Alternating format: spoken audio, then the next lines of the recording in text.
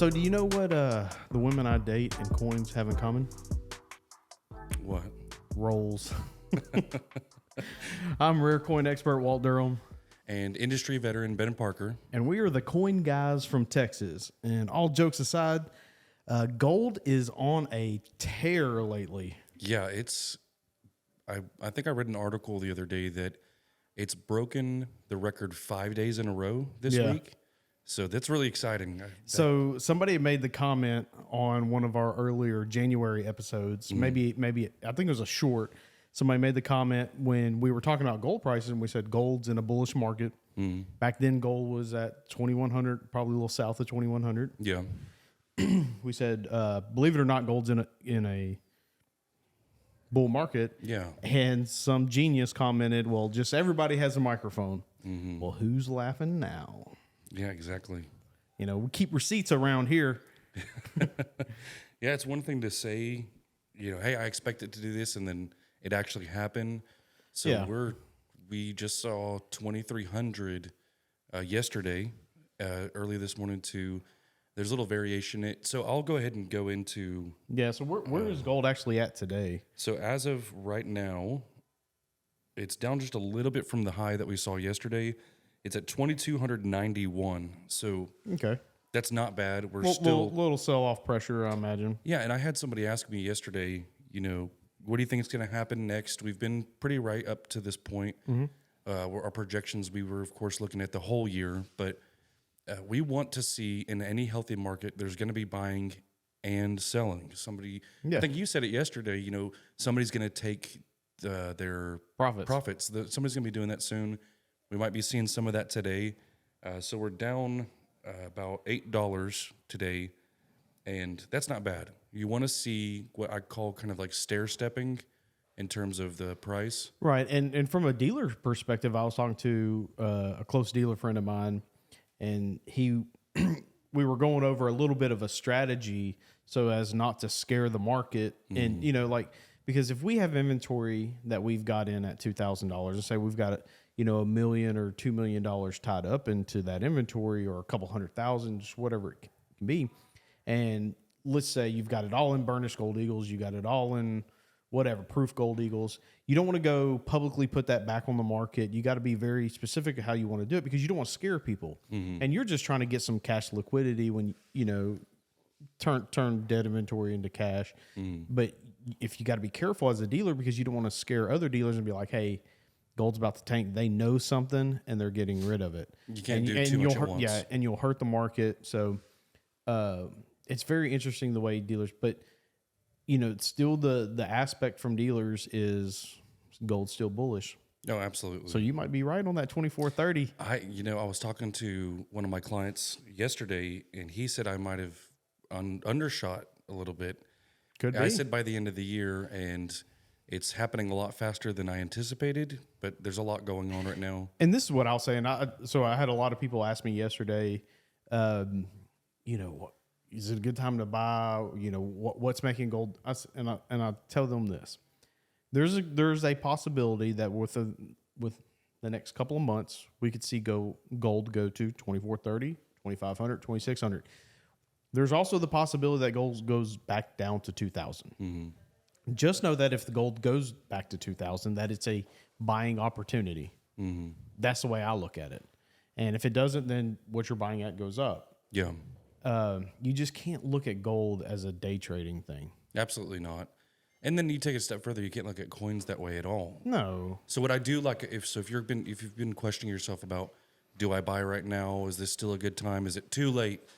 The people, I've already heard some people say, I needed to go back down again so that I can make a purchase.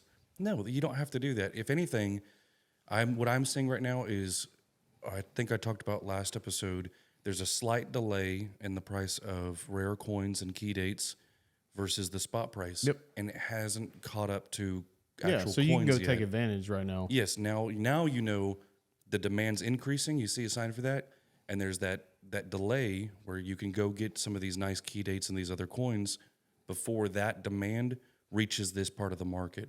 So it's kind of a sign. You can read it that way. Really, we talked about, too, the gold to silver ratio. Right. That gap, that big difference, is getting smaller. I would say we saw silver do some really amazing things this past week. Right now, we're looking at silver, the spot price of $27.14. I want to say the last 5 episodes or so, we've seen it under 25. It's broke that resistance level. It's past 26. It's up to 27. Just off the top of my head, I want to say at that point in time, the ratio was around 90, 91, somewhere around there. Now we're looking at more around like 87, 88. It's getting smaller. So I think Right. silver's catching up. Oh, you know, here's something cool. Yes, I always. was doing a little history, a little research into the history of where the ratio came from. Do you know where the ratio came from? Nope. So it started out in Roman time, where they had a ratio. It was across the board. It was 12-1. That was their ratio. They kept it that flat rate because that's how they're exchanging. They're doing commerce with gold and silver. Okay. That was their across the board ratio. And then starting in part of America in the very beginning, it was a 15-1 ratio. Now, you know, since we've gotten off the standard, a lot of things have changed since then. Right. Now we have, you know, this outrageous or egregious number of 88 or whatever it is to 1 now. So, And for a long time, it was closer to 50. mhm. So I would like it to see it closer to 50 Yeah, absolutely. as opposed to 90. That makes more sense. It's Yeah, I think you can make the argument that gold's 50 times rarer than silver, yeah, absolutely. and that's about right. Yeah. One that is significantly more rare than gold or silver, platinum, it's kind of lacking behind. You know, this is going to be a typically more industrial metal. Right. So there's That's gonna, exactly what I was about to say. Is like Yeah. you're seeing the difference between a monetary metal and a industrial metal. Exactly. So this is at platinum spot right now is $946. It's moving up. We're not seeing the demand that we have seen in the past, so it's something that can happen at any point in time. We don't know, but palladium, last but not least, it's 1,050 on the spot price. So those are, I would say, platinum and palladium are kind of in the same camp right now. They've got the opportunity, but gold and silver are really in the limelight right now. Yeah, and so gold American Eagles from us today are right under $2,500. Man, I didn't think I'd say that. $2,498, $68, and that's with a credit card, and all those ship free. Silver American Eagles are at $34.67 today, and orders over $100 ship free on those. Of course, we shoot these videos a week in advance, so current prices will be linked down in the description. So today we wanted to talk about the case for purchasing key dates, and I think a lot of people, they get in a bad habit of, because this is a hobby, right? They'll get in a bad habit of, well, they know that key date's coming up in their collection, and they'll take the cheap way out. If their entire collection is built around MS65 coins, that key date comes up, and they're like, well, I'll take a VG08. Yeah. And that's not necessarily the smartest strategy, if you ask me. And I am one man, and everybody has an opinion, and everybody has 2 cents, and that's my 2 cents about it. But I think a lot of people could learn that key dates are, they're key dates for a reason, but they're what drives the value of the entire set or the series. I mean, does that make sense to you? Yeah, absolutely. I would agree with you there. It's a shame that people will spend so much more on the entire rest of the set, Right? versus the really important part about it. And so today, what I want is, when I'm saying I want to make the case for key dates, I would argue that you're better off buying a key date in mint state 65 and not touching, if that's all you can afford, and not touching any of the other common coins. But again, Well, this is, and I'll say this too, this is collecting with a purpose. collecting with a purpose. Like, Yeah. if you want to make this, like, if you want to go out and drive a Kia, go drive a Kia. It's like, it is what it is, but you cannot tell me that a Kia is built the same as a Lexus or. Right. And so, it is a hobby, but you are making a significant investment in time and money. So you kind of want to make smart decisions when it comes to that.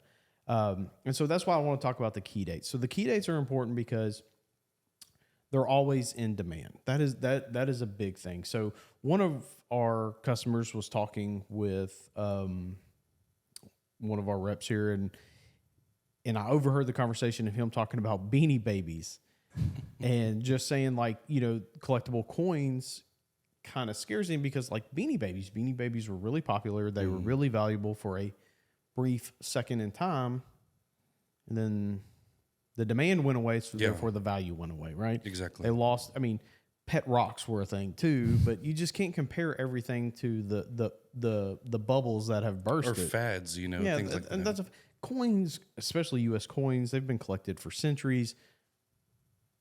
It's not a fad. Yeah.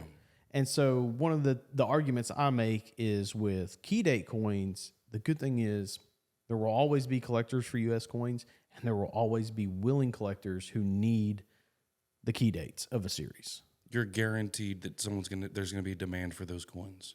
That's the biggest thing to me. If people approach me about buying coins, I'm like, what I've always focused on is, will this coin have demand in the future? There's a lot of like, I could go make 7 wooden nickels with a picture of my face on it and my dog on the other side, and nobody wants it. Yeah. I mean, outside of a couple family members, it's not going to be. Yeah. There's no demand, so therefore But there's no only value. 7 of them. There's only 7. So is it a key coin? Yeah, okay, maybe, but nobody wants to buy it. So you have to, like, demand is a big thing, and that is what you're guaranteed with a key date. Go look at any series. Name a series. 1911D, $2.50 Indian, always a willing buyer. 1883 O, $10, always a willing buyer. 1990 $25 Gold Eagle, improved 70. You know, the funny thing is too that, you know, our last episode was about controversial coins. Some of those happen to be key dates. You know, it's the 09S, VDB, Lincoln Penny. So that one's a key date because it's very difficult to get. There's always going to be demand for the penny collectors out there. They're going to need that coin in their collection. The other one was the, help me out here. It was the dime. The 46 dime. Yeah.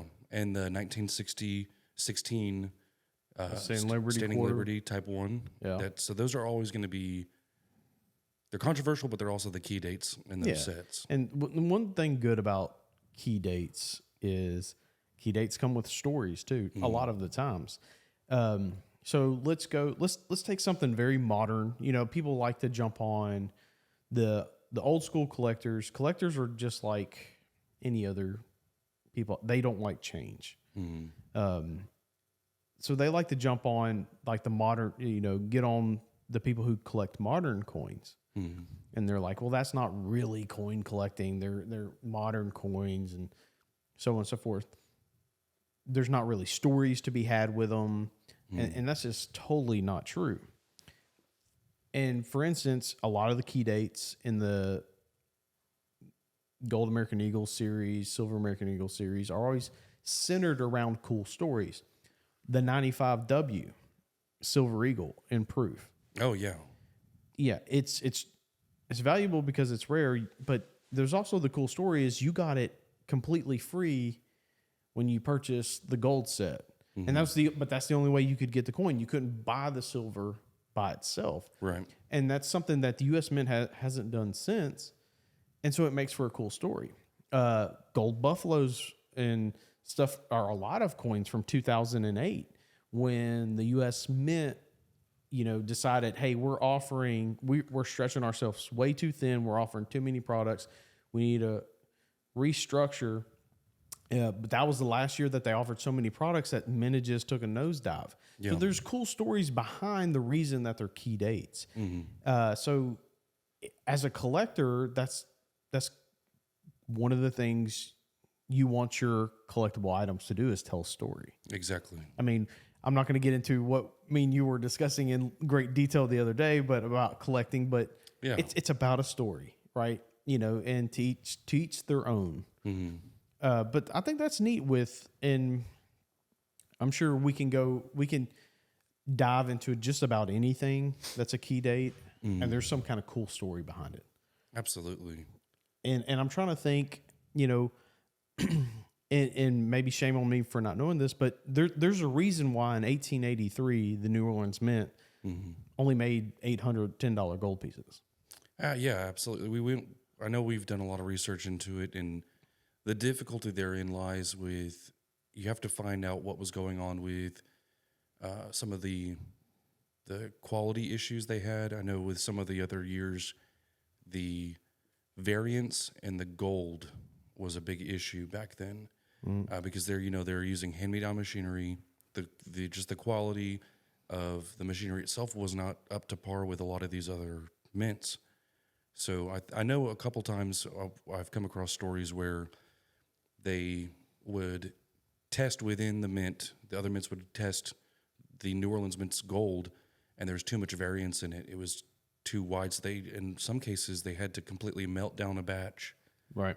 remake them, restrike them, and when you do that, you might as well cut the populations in half because they didn't have enough time to strike the rest, meet the standards that they were expected to make them at. So that's just for one specific year that I've read that on. Right. So and then you're relying on the regular people like us back then that were keeping track of this stuff, and a lot of this. Thank God that a lot of it was by letters. They're sending letters back and forth through correspondence on these issues. So that's how a lot of it was documented. But there's a lot of stuff that we still don't know about these specific years, and it takes years and years of research, especially on one specific strike, to find out what actually was going on.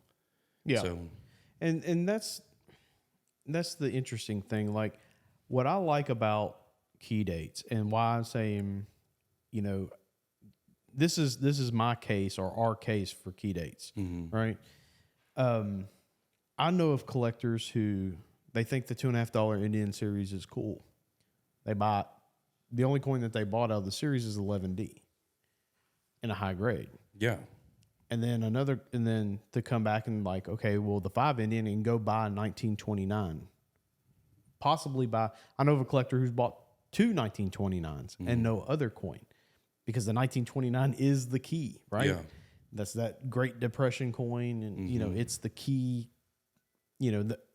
outside of the 090 on the 5s, the 1929 5 is historic. It's a key date. Absolutely. And just go through series and just grabbing one example, one extremely rare key date example of each series that they liked. And, they might have 10 coins, but they could have $500,000 tied up in 10 coins. Oh, easily. And, this is with the 2.5s and the 5s. The good thing about, one of the most popular, widely collected coins out there, the Morgan silver dollar, is there's a couple of key dates in there. Now, there's some that are really pricey. You don't have to go for just that one. You can go and take a list, say this is the most important, and work your way down. Maybe the third one on that list is close to being the king, but you're not going to spend near as much. You'd be better off buying 5 of those than 50 of the rest of the ones further down the list. Right. So we talk a lot about developing collectors, and we're a business, so it is kind of selfish. Like we're trying to develop. The more collectors we develop, the more customers we have. The more customers, It's just the better more for everybody, though. But one of the things that we do, and I think we do well, is build collectors. And when it comes to the Morgan silver dollars, the average what they call coin nerds, like they like it, but they don't love it. They're it's not consumed. They like to have cool stuff. They understand that the money's kind of still there, that sort of thing. The Morgan silver dollars, that's a challenging. Oh yeah. That's a lot of coins. So people have broke it down to like a 50 coin Morgan set, but we've always been components of build a Carson City set. Yeah.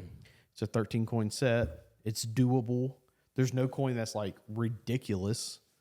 I mean, They get expensive depending on the quality. right, but if you're only going to buy 13 coins over the course of your hobby or over the course of 2 years, like even for an average person, it's very doable. Yeah, and it just like with anything in life, set yourself some goals with checkpoints. You know, Yeah. maybe someone starts out like my goal from here on out is to try and get the 13. You know, Carson City, whatever it may be. They finish that. Stop, reevaluate what you've done, what you've learned from doing that, and then set another goal for yourself, and or stop there. It doesn't matter, but I think it's best done that way in segments. Yeah. And it's just so people know and you know, like my strategy personally is I only buy key dates. That's it. Like for personal use, like for personal, what I keep at home is key dates. Yeah. Now I do that because, you know, I understand the business. I understand key dates, you know, are the rare ones and the ones that everybody needs and wants. But I get numb to the fact. I mean, we see hundreds of coins a day. Yeah. And so, but I can appreciate, you know, an 11D. I can appreciate a low minted 91 half ounce gold eagle. I can appreciate, you know, a 90 half ounce proof 70. I can appreciate an 83.0, a 47.05. Like all these things, like I don't, for me to feel satisfied as a collector, I don't need the entire set. I like the key dates. Yeah. And I think that's a strategy that some people would benefit from. Yeah, and the way I've always explained it is, if you finish this collection, and no, I don't like really using the word judged, but you know, if you want someone to evaluate your collection, imagine that you've worked, because a lot of people spend their entire lives building these collections and adding Right. to it and taking pieces and changing it. Say you have that collection on display, it's out on a table, you know, 20 feet long, every coin's set out. And imagine, you know, 5 or 6, you know, really profound, just really good at their job. You know, people like, say, imagine 5 Walt Durhams, you know, just walking up and, you know, evaluating your collection. Do you want them to say like, oh, wow, that's pretty good? Or go, whoa, you know, look at this one coin, you know, you have that in that grade. They're going to look at, you know, that's the first thing I mean, we can't help it. We're going to look for the key date. We're going to say, what's that in? Oh, it's a VG8. Well, at least you got it, you know. And so this brings me to another point for the case of the key dates, right? Whether we want to admit it or not, someday we're all going to pass away. Or even, let's say not. I'm going to take a real life example. We had a guy come in here the other day with 11,000 nickels, dimes, and, you know, just, That was fun. Well, okay. Yeah. But, you know, nothing was organized and stuff. So it's a little tougher to liquidate. You know, I had a guy literally just call 30 minutes ago and says, my father-in-law just gave me all these coins. I need somebody to help me go through them and let me know what they're worth. And I said, I'm sorry, I'm not going to do it. He's like, well, aren't you a coin company? I'm like, yeah, but I mean, you're not selling them to me. You just want to know what they're worth. My time is valuable. I'm sorry, you know, like you need to do a little, like you need to do a little research. Yeah. So with key day, if that father-in-law would have gave him a 93 Carson City, certified or uncertified, cool, bring it up here. Let me look at it. Instantly, you would have been able to tell Instantly, and I want my ears would perk up. Yeah. Right? Or, hey, I got an 82 Carson City. Let's take a common date. I got an 82 Carson City Morgan here in Mint State 64. Is that something that I should, oh, well, that's, you know, that coin, depending on what it looks like, I can pay this. I mean, if it's toned or, you know, not, you know, got some problems, I'd probably pay this, but let me take a look at it. It makes it so much easier. Yeah. And I would say this too, for anybody out there that is stacking Morgans or whatever it may be, there's a difference between I have no clue what I'm looking at and there's 1,000 coins and I don't know what they are, versus you're giving your family member, you know, a collection of 400 Morgan silver dollars that are ungraded. You know, they're in about this condition. We can give you some direction at that point. You know what it is, but to have it would almost be a person like that asking, can you teach me about all this for free? Yeah. And then tell me what it's worth? Yeah, You spend hours of, you know. Yeah. So that's kind of what I'm saying. Like if you have, you know, over the course of your, like, let's say you're just a hoarder, a stacker, right? And you hoarded 400 Morgan silver dollars in BU. You want to keep them organized. Yeah. Just say they're BU Morgans, right? Because the person who inherits these might not typically doesn't appreciate them like you do. They just, they become overwhelmed because they don't know anything about it. You might have spent 20 years, 5 years, 10 years learning Morgan Silver dollars, or New Orleans mint gold, or so on and so forth. And then I'll say this real quick, and it's really upsetting that people spend a lot of their time, energy, and efforts and money on building this stuff. And we had, one of them that there was that sticker right on the surface of the coin. And, yeah.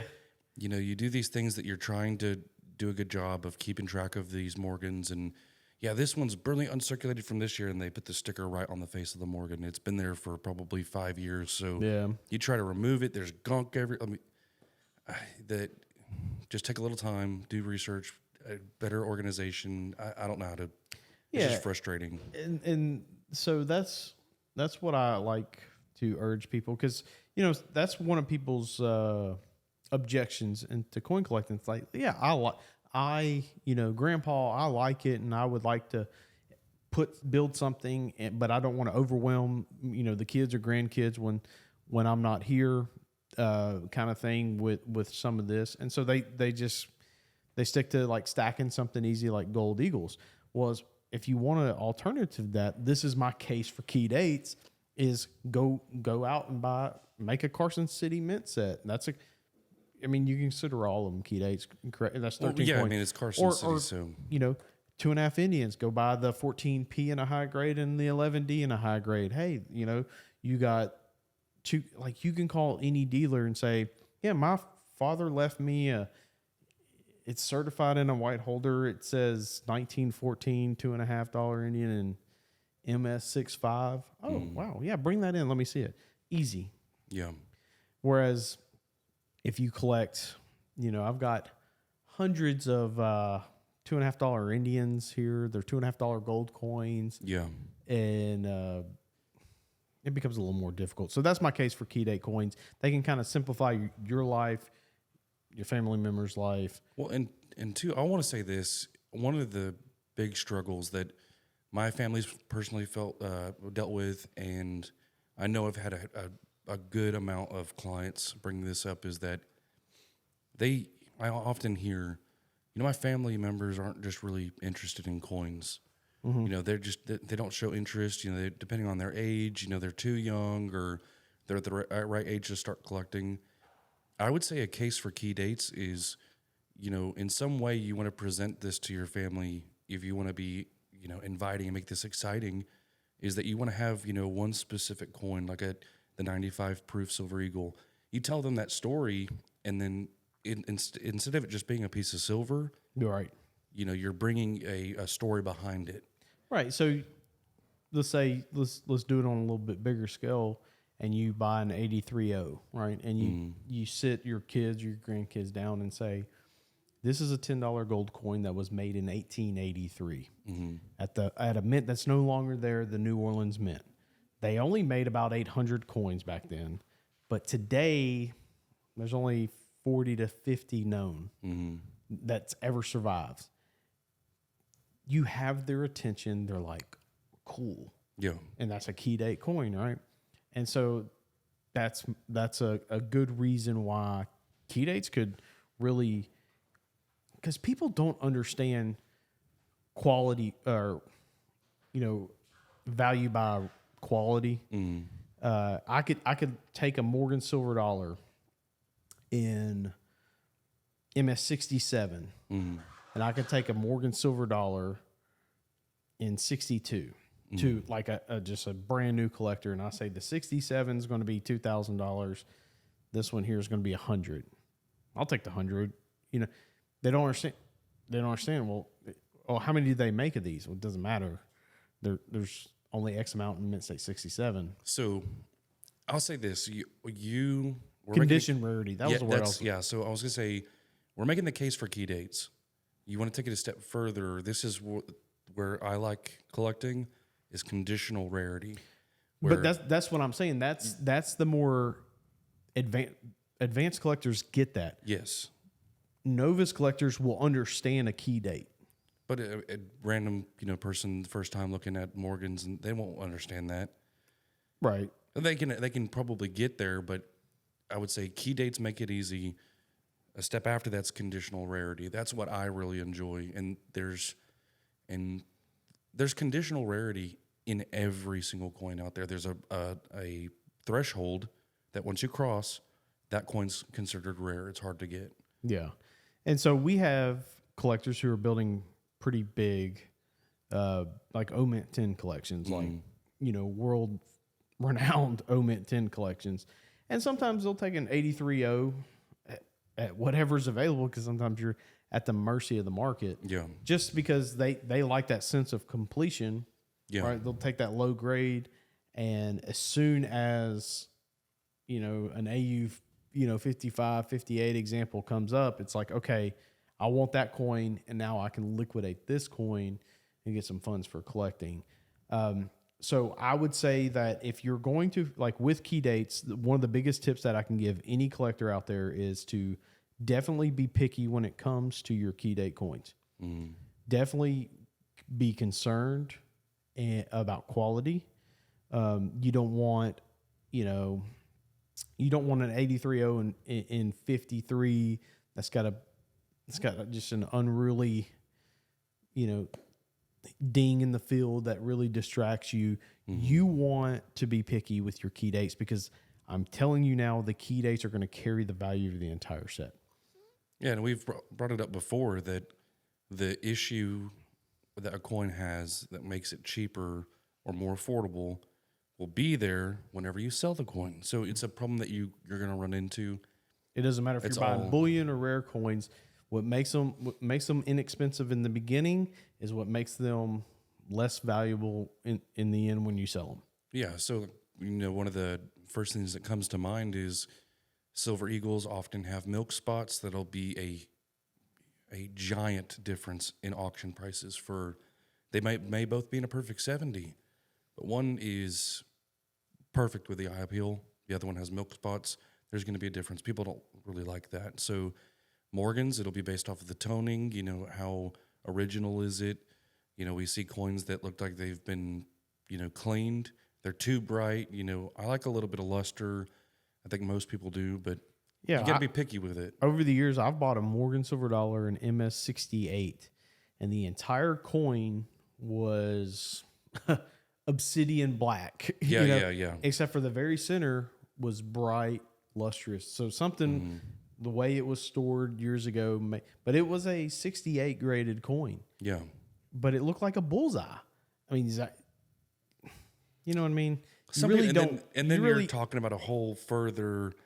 Well, we're digressing, but like there's a whole nother side of Morgans that some people collect monster toned and the different colors and toning's different. Yeah, but when it looks pitch black everywhere, and then it's like a sunlight right in the like a dime sized sunlight right in the middle. It's very off-putting. It's a very weird-looking coin, and you don't want your key dates to look like that. No, but because it's gonna it'd be like Lamborghinis are cool, right? Everybody wants a Lamborghini. But if you had one that was, I don't know, give me just a horrible color, just like a lime green or something, just like a horrible puke baby turd green or something.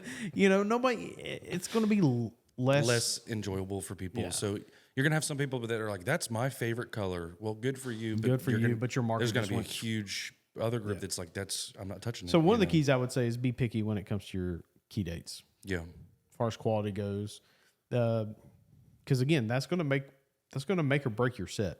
Yeah. If you're a Roman numeral proof 70 guy, right? You're building a collection. So many people just, I'm not going to worry about the 1990 because it's, it's a little, compared to the other ones, it's considerably more valued. Yeah. That's just a mistake. I want to see, can you bring up that Morgan one day? I want to take a look at it. Yeah. Yeah. That's just interesting. I'm one of the other camp. Like if it's a really different thing that you don't normally see, I have an appreciation for it, but that's, it got a star grade from NGC. Really? Yeah, because it's unique on the front. But I just think, is the back toned as well? Yeah. Okay. Yeah. Some of them are pretty. a lot of those Morgans have just a way that they were stored in the bags. You see like the crescent moon shape, things like that are common, but to see something with just a perfect circle, Yeah, it's it makes you wonder how it was stored. yeah, yeah. Don't know, but it's kind of off putting. I'm not gonna lie. It's not the best looking coin there is. Yeah. But also with key dates, I think what you always have to remember is every series, doesn't matter what you collect, has a key date. Every series. So, like you said, the penny series, where they make millions of pennies every year. Yeah. The 09 SVDB.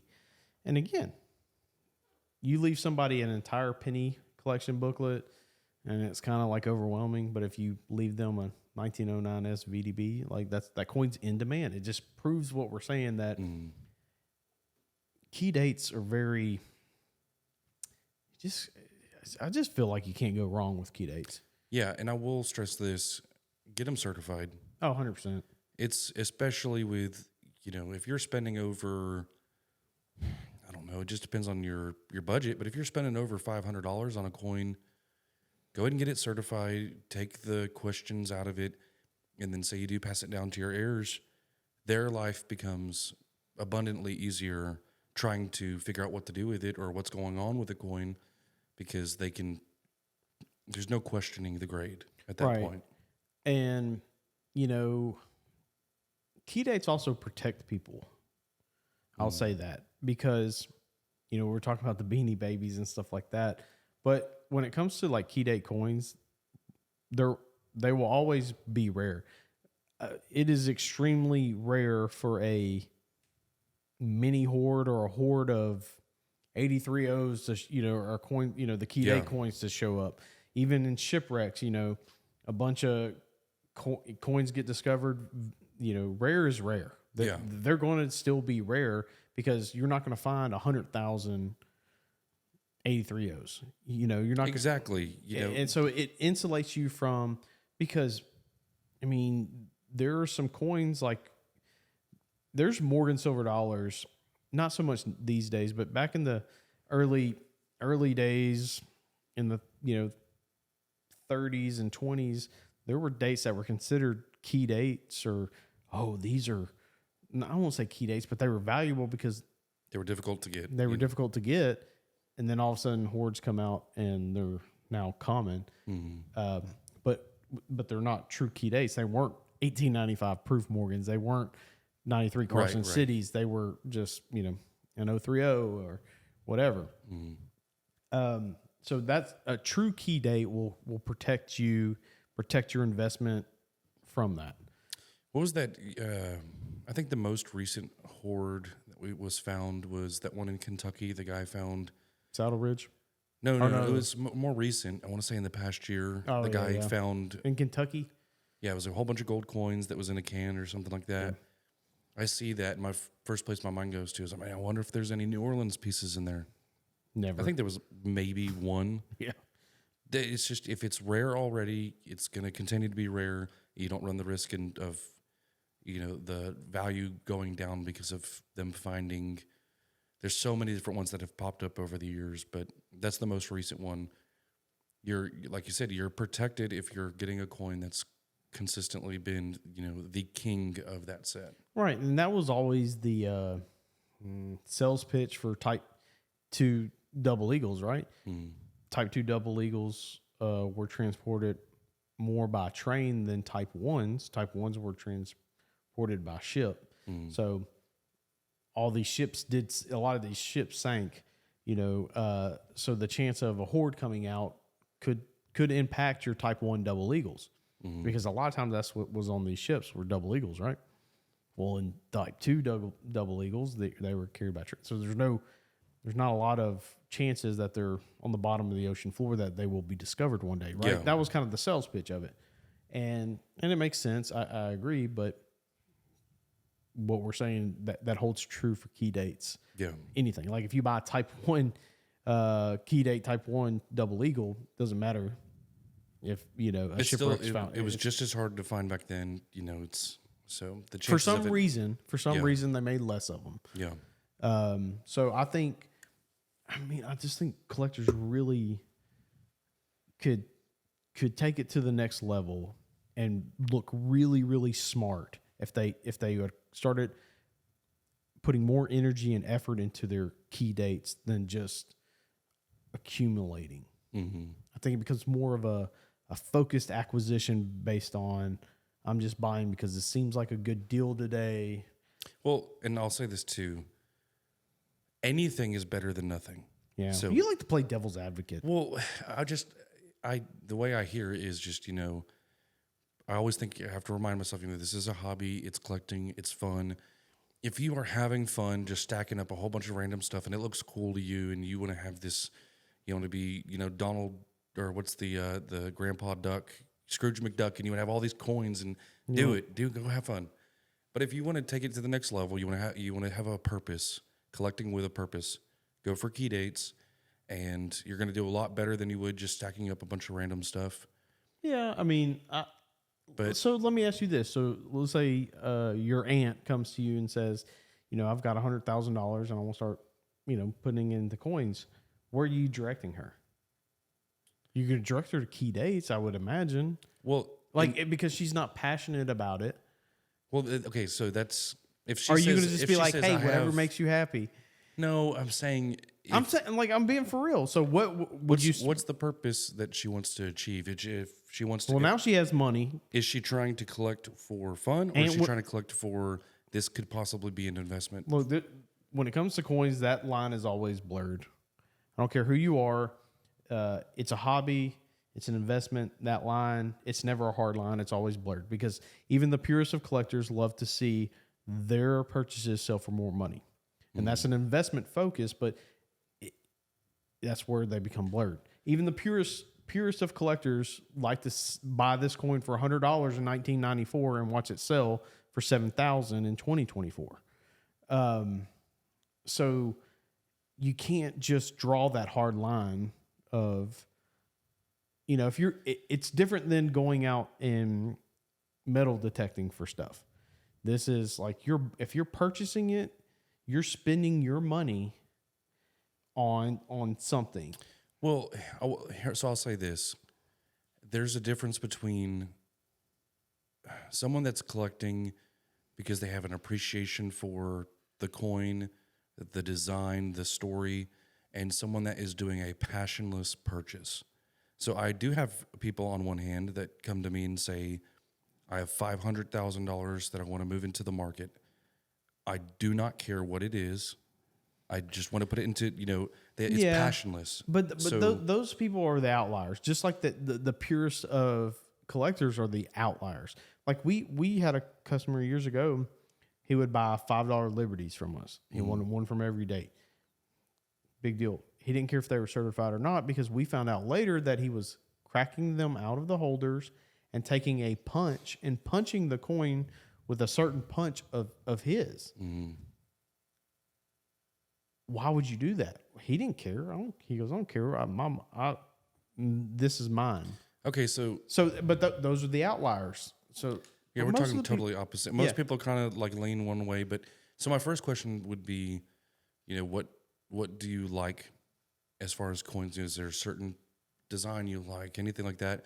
And then, say it's Morgans or Buffaloes or Gold Eagles. Well, then we're going to go for key dates with an underlying theme of conditional rarity and everything else. Right. So, I mean, of course you want your, in that middle area, you want a fun thing to do well. Yeah. You want a fun thing to do well. But yeah, and so that's what I'm saying. Like, because if somebody comes in random, like if Aunt Wilma comes into $100,000, right? She's like, she's going to come to you and she's like, I'm going to have an appreciation for history, but I'm not just like the purest of collectors, right? But I'm going to want to know that if I spend $1,000 on a coin, that I'm spending it on a good coin. Yeah. And that's where I say the case could be made for key dates. Key dates, yeah. Aunt Wilma, $100,000. Well, you like the $2.5 ends? Never heard of them, honey. What are those? Well, there's the first NQ's coin. Oh, that sounds really interesting. Buy this 11D. It's $25,000.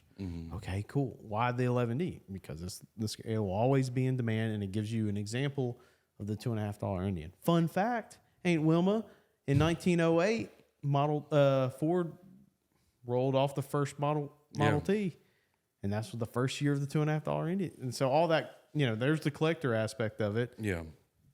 But ain't one was going to want that $25,000 well spent. Key date. Yeah. I'm just making case for key dates today, bro. See, now one of my favorite quotes that you often say is the Jerry Jones. What does Jerry Jones say about? You got to say everything. Everything I've overpaid for, I've made money on. Yeah. So you're going to pay more for key dates, and it's worth it. Yeah, it is, and sometimes it's even worth it to pay above market for them. We've paid above market for several things. We will overpay hugely. We'll overpay a lot. Hugely. We'll overpay a lot for something that is original as possible. It's got the original mint luster, the strike quality. I mean, just the other day we were talking about Morgans, and we're in there looking at them and just comparing. From one year to the next, the strike is just poorer in some spots, and it's kind of more flat. A lot of that just.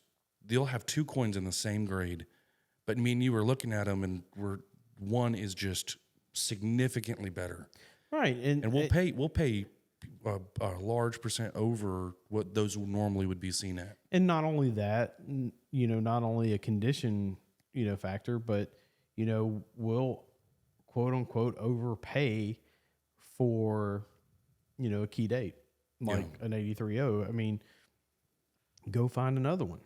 And that's the thing too, is on those key dates, the market is constantly being made. Every time one appears in a really rare date like an 83.0, the new market's being made for it. Yeah.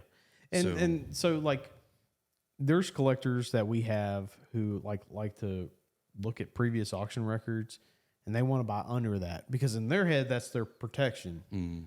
Right? And you just I don't care. Like you use it as a guide. Like if the last time this coin auction was $18,000, okay, I know that. But also if I've got 5 collections that need it, I know, and they haven't been able to fulfill that. Yeah. Then I know that's a good coin to have, and I might overpay for that a little bit to have it. And as a collector, that's from a dealer standpoint, but as a collector, it's the same thing. Hey, this coin becomes, people thought so if y'all don't know this, we handled the 1907-20 Saint in MS69 CAC. Let's repeat that one more time. The ultra high relief, 1907. $20 Saint. Ultra high relief. Mint state 69. That's CAC certified PCGS. It was on the market for a little bit because people thought it was too much money. And,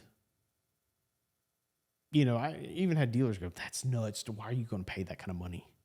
It's $1 million coin if you don't know. Stupid to pay that. Mm-hmm.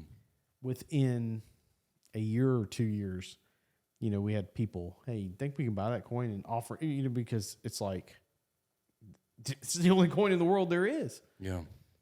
And so what people thought we overpaid for became, wow, it was steal. That was insanely smart. Yeah. And so you can't, with key dates, there's no price guide. It's a gut thing. It's a, and I hate that because, I've talked to collectors, like, I want to see something but I could write a book on here, 83.0s and, VG are worth $250,000. I mean, just because it's written in a book doesn't make it the Bible, right? So I would say when it comes to key dates, stretch a little bit, especially if it's a coin worth stretching on. Just like Jerry Jones is probably stretched a little bit and paid a quarterback a little more money than he should. Yeah. But find him a better option. Yeah. And they're not out there. One thing I want to say to avoid too is while looking for these key dates, you've established a game plan. You have a goal. I'm going to go for these. Don't wait so long that it defeats the purpose of even owning one. Mm-hmm. And what I mean by that is I've had, individual clients that I've talked to for years and years now, and they've always needed this one or two key dates in their collection, and they've just it's no, I've got the money, but I'm not gonna do that. I'm gonna wait for something better. No, months go by. I'm gonna wait for something better. Well, inadvertently, the years have gone by, and they are now looking at a price increase for a lower grade of 40 to 50% than what they could have originally got it for. Mm-hmm. So I agree. Go with your gut, without a doubt. Go with your gut.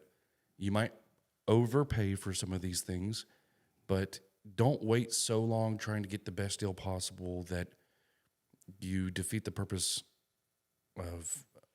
If you just would have got one originally. Well, what's considered overpaying today is tomorrow's steal. Exactly. I love that. What's considered overpaying today is tomorrow's steal. And it's very true when it comes to key date coins. Yeah. I mean, it's anything in the market, we talk about all the time, prices before 2020 and prices after. I wish, I tell everybody, hindsight is always 2020. That's a common saying. But, knowing what we know now, I would have loaded up the wagon before just everything, because you know what was going to happen.